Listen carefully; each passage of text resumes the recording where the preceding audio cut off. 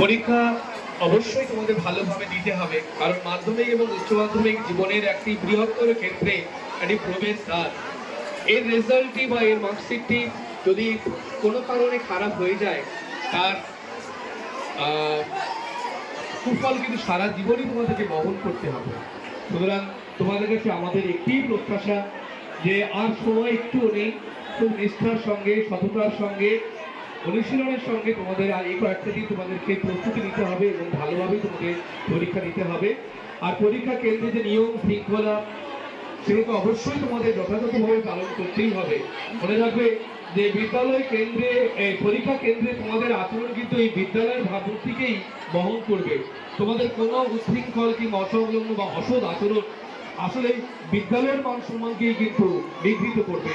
এই বিষয়ে তোমরা সচেতন থাকবে, সতর্ক থাকবে, এইটুকু অনুরোধ তোমাদের কাছে রইল। আরেকটি বিষয় যে নিশ্চয়ই তোমাদের জীবনে বিভিন্ন ক্ষেত্রে তোমরা উন্নতি করবে। দেশ, তোমরা ডাক্তার হবে, ইঞ্জিনিয়ার হবে, প্রফেসর হবে, লয়ার হবে, কিংবা বিভিন্ন ক্ষেত্রে তোমরা উন্নতি করবে। কিন্তু দেশ কিন্তু আজকে সব থেকে বড় যে সমস্যা, সংকট, সেটা হলো পরিপূর্ণ মানুষ, প্রকৃত মানুষের। সুতরাং তোমরা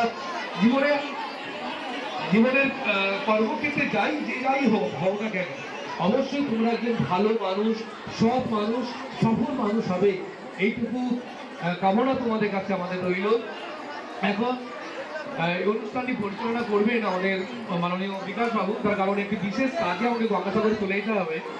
বিকাশ বাবুকে আমি বলবো যে তোমাদের অনুষ্ঠানটি আপনারা দয়া করে পরিচালনা করুন।